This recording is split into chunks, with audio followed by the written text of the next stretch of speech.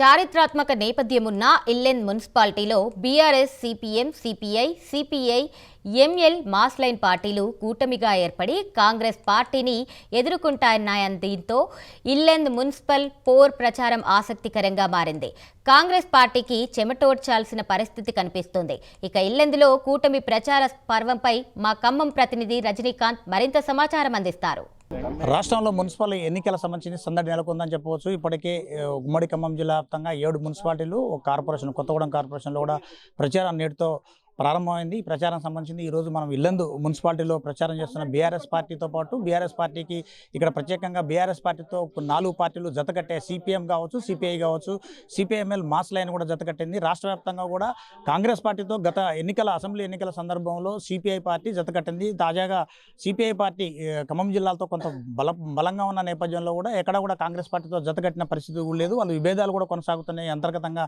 ప్రస్తుతం అయితే మనకి ఇల్లెందు మున్సిపాలిటీలో బీఆర్ఎస్ పార్టీతో పాటు 3 వామపక్ష పార్టీలు కూడా ప్రచారం నిర్వహిస్తున్నాయి. ప్రస్తుతం మనం 11వ వార్డులో ఉన్నాం. 11వ వార్డులో ఏ విధంగా ప్రచారం నిర్వహిస్తున్నాం సరళిపై కూడా వాళ్ళని అడిగి తెలుసుకునే ప్రయత్నం చేద్దాం. గతంలో బీఆర్ఎస్ ప్రభుత్వం అధికారంలో ఉన్నప్పుడు దాదాపు ఇక్కడ నుంచి భానోత్ హరిప్రియ ఎమ్మెల్యేగా ఉన్నారు. ఇక్కడ 350 కోట్ల రూపాయల అభివృద్ధి కార్యక్రమాలు నియోజకవర్గంలో చేసాం. మున్సిపాలిటీలో కూడా అత్యధికంగా నిధులు తీసుకొచ్చామని చెప్పారు. దీనికి సంబంధించిన ఒక బ్రోచర్ కూడా వాళ్ళు రిలీజ్ చేసి ఇంటింటికి వెళ్ళి మేము తీసుకొచ్చిన నిధులు వీటన్నిటిని కూడా ప్రచారం చేసే ప్రయత్నం కూడా చేస్తున్నాం. ప్రస్తుతం మనకు అందుబాటులో ఇల్లందు మున్సిపాలిటీ నియోజకవర్గ ఇన్ఛార్జి గుండాల కృష్ణ గారు అడిగిన సార్ చెప్పండి, గతంలో ఇక్కడ ఇల్లందు నుంచి ఎమ్మెల్యే హరిప్రియ గారు ఉన్నారు. వాళ్ళు 350 కోట్ల రూపాయలు నియోజకవర్గ వ్యాప్తంగా అభివృద్ధి చేశారు. ఇల్లందులో కూడా 100 పడకల హాస్పిటల్, దాంతోపాటుగా శాటిలైట్ డిపో కూడా తీసుకొచ్చారు. ఇప్పుడు ఆ పనులు కూడా ఇంకా 2 ఏళ్లుగా అసలు ప్రారంభం కూడా కాని పరిస్థితుంది. ఎలా చూడాలి పరిణామాలు? మేడం గారి ఆధ్వర్యంలో కేసీఆర్ గారి సహకారంతో అంటే ఈ మౌలిక వసతులు, అంటే కనీసం నీటి వసతి, మనం మాట్లాడుకుంటుంటాం స్వాతంత్రం వచ్చిన తర్వాత కనీసం మంచినీరు అందే పరిస్థితి లేదన్న దానికి ఆ ఫుల్ స్టాప్ పెట్టి కేసీఆర్ గారి సహకారంతో బ్రహ్మాండంగా ప్రతి ఇంటికి కూడా మంచినీళ్ళు వచ్చే విధంగా చేశారు. ఇలా చెప్పుకుంటూ పోయి చాలా కార్యక్రమాలు, అంటే ఎక్కడ కూడా సిమెంట్ రోడ్ లేని రోడ్ లేదు. అలాగే విద్య, వైద్యం అన్ని రకాలుగా మరి డెవలప్ చేశారు. దాదాపు 1800 కోట్ల రూపాయలు మరి బీఆర్ఎస్ ప్రభుత్వం ద్వారా తీసుకొచ్చి అభివృద్ధి చేశారు. సింగరేణి సహకారంతో కూడా 600 కోట్ల రూపాయలు తీసుకొచ్చారు. కాబట్టి అభివృద్ధిలో ఇప్పుడు ప్రజలందరూ కూడా గమనిస్తున్నారు. రకరకాల హామీలతోటి కాంగ్రెస్ ప్రభుత్వాన్ని వాళ్ళు ఆదరించారు. ఇప్పుడు కళ్ళు తెరిచారు. ఈ 2 ఏళ్లలో ఎక్కడ అభివృద్ధి లేదు. కనీసం అభివృద్ధి జరిగిన టీఆర్ఎస్ ప్రభుత్వంలో జరిగినటువంటి అభివృద్ధిని కూడా ఈరోజు చూస్తే సెంట్రల్ డివైడర్లు కానీ ఆ ఫౌంటైన్లు కానీ చూస్తే చాలా దారుణమైన పరిస్థితి. అంటే కనీసం మెయింటెనెన్స్ కూడా చేయలేని పరిస్థితిలో ఈరోజు కాంగ్రెస్ ఉంది. కాబట్టి అలాగే ఇండిసిప్లిన్గా గొడవలు, శాంతి భద్రతల కరువు, అలాగే మరి ఏదైతే మనం చెప్పుకుంటాం కాంగ్రెస్లో కబ్జాలు ఎక్కువ అని, ఇక్కడ కూడా చెప్పారు శ్మశాన వాటికలను కూడా కబ్జా చేస్తున్నారని. కాబట్టి ఇవన్నీ చూస్తున్నారు. కాబట్టి ఈరోజు సిపిఎం, సిపిఐ, సిపిఎంఎల్ అందరం కలిసి మహాకూటమి ఏర్పడ్డాం. ఈ జెండా ఎగరేయడంతో పాటు పురపాలక మీద మా జెండా ఎగరేయడంతో పాటు రాబోయే కాలంలో కాంగ్రెస్ తీసుకునే ప్రజలకి వ్యతిరేకంగా తీసుకునే ప్రతి పని కూడా మేము అడ్డుకుంటాం. అలాగే వారు ఏదైతే హామీలు ఇచ్చారో హామీలు కూడా నిలబెట్టుకునేంత వరకు కూడా మీ అందరం కూడా నిలదీస్తామని చెప్పి మీ ద్వారా తెలియజేస్తున్నాం. సార్ మీరు చెప్పండమ్మా, గతంలో మొన్నటి వరకు ఎమ్మెల్యేగా ఉన్నారు, మీరు శాసనసభ్యురాలుగా ఉన్నంత కాలంలో ఇల్లందు మున్సిపాలిటీకి ఎలాంటి అభివృద్ధి కార్యక్రమాలు చేశారు, ఏం చేశారు, ఇప్పుడు మీరు ఎన్నికల అస్త్రం ఏం కావచ్చు? బీఆర్ఎస్ గవర్నమెంట్లో కేసీఆర్, కేటీఆర్ గారి ఆశీస్సులతోటి గతంలో దాదాపుగా ఇల్లెందు మున్సిపాలిటీలోనే 350 కోట్లకు పైగా నిధులతోటి అభివృద్ధి చేసుకోవడం జరిగింది. అందులో భాగంగానే 60 ఏళ్ల కళ బస్ డిపోని సాధించుకున్నాము.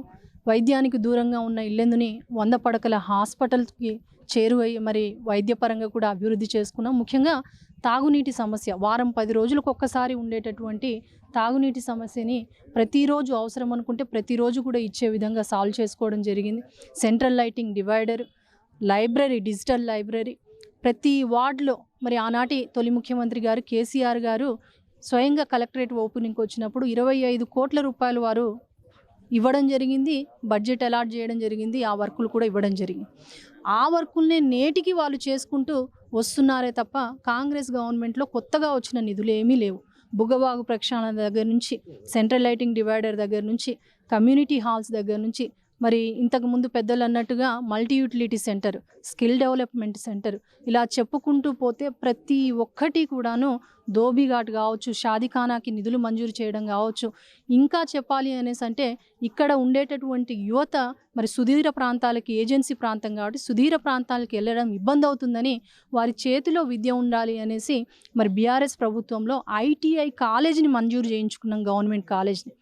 నేటికి 11.5 కోట్ల రూపాయలతో మంజూరైన ఐటీఐ కాలేజీని కూడా మంజూరు చేయించిన దాన్ని కూడా కనీసం ఇప్పుడున్నటువంటి ఎమ్మెల్యే కాంగ్రెస్ ప్రభుత్వం దగ్గరుండి చేయించుకోలేని దుస్థితిలో వారున్నారు.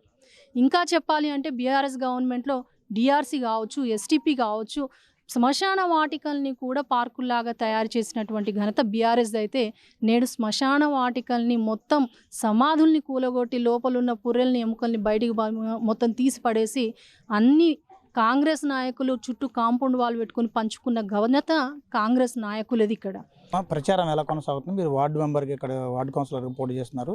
గతంలో మీ ఎమ్మెల్యే గారు చేసిన అభివృద్ధిని ఏజెండా తీసుకున్నారా? ఇంకా కొత్త ఏమైనా హామీలు ఇచ్చే అవకాశాలు? 11వ వార్డు ప్రజలకు నమస్కారం. మా వార్డులో డోర్ టు డోర్ ప్రచారం చేస్తున్నాం. మంచి స్పందన వస్తుంది. గతంలో ఇక్కడున్న సమస్యలని మా మాజీ ఎమ్మెల్యే గారు శ్రీమతి హరిప్రియ గారు సమస్యల్ని పరిష్కరించారు. వాళ్ళు అన్నీ గుర్తు చేసుకొని మాకు ఎంతో మంచిగా సహకరిస్తున్నారు. వాళ్ళకు నేను కౌన్సిలర్ అయినాక కూడా వాళ్ళ సమస్యలని అందుబాటులో ఉంచుకొని నేను సమస్యని పరిష్కరిస్తున్నానని హామీ ఇస్తున్నా. మీరు చెప్పండి, ఇప్పటికే రాష్ట్రంలో చాలా రకాల అపరిష్కృత సమస్యలు ఉన్నాయి. మీరు ఒక పక్క అధికారంలో లేని బీఆర్ఎస్ పార్టీతో జతకట్టడానికి ప్రధానమైన కారణం ఏంటి? ఈరోజు ఇక్కడ ఉన్నటువంటి కాంగ్రెస్ ప్రభుత్వం కానివ్వండి, కాంగ్రెస్లో ఉన్నటువంటి అధినాయకత్వం కానివ్వండి, నియంతృత్వ ధోరణితో వ్యవహరిస్తున్నారు. ఇది ఏమాత్రం పట్టణానికి ఉపయోగపడేది కాదు, ఆక్షేపణీయం. కాబట్టి అట్లాంటి వ్యవహారం కొనసాగొద్దనేటువంటిది. ఎందుకంటే నియంతృత్వ ధోరణి ఎక్కడైతే వస్తుందో హిట్లర్ లాంటి వాళ్ళు కూడా మట్టి గడిచిపోయినటువంటి చరిత్ర మనం చూసాం. చెప్పండి, సిపిఐ పార్టీగా బీఆర్ఎస్తో ఇక్కడ జతకట్టారు. గతంలో అసెంబ్లీ ఎన్నికల్లో కాంగ్రెస్ పార్టీతో మిత్రపక్షంగా ఉన్నారు. నిన్నమొన్నటి వరకు కూడా మిత్రపక్షంగా ఉన్నారు. మీ జాతీయ మహాసభలు కూడా ఖమ్మంలో జరిగాయి. ఆ సందర్భంలో కూడా రేవంత్ రెడ్డి కూడా కొన్ని వ్యాఖ్యలు చేశారు. మీ మిత్రపక్షాలను ఎప్పుడు కలుపుకొని పోతారు. కానీ ఈ మున్సిపల్ ఎన్నికలు ఏం జరిగింది అసలు? ఒక్కసారి ఆలోచనగా మీరు బీఆర్ఎస్తో జతకట్టడం కారణం? మేము వాళ్ళతోని వీళ్ళతోనని ఏం లేదు.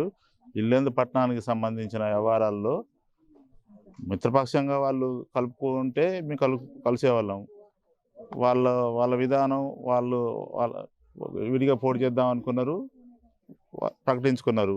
మేము బీఆర్ఎస్ తోటి మా జిల్లా కమిటీతో మాట్లాడుకొని ఇక్కడ ఉన్న స్థానిక పరిస్థితులు, స్థానిక అడ్జస్ట్మెంట్ల ప్రకారం పోమన్నారు.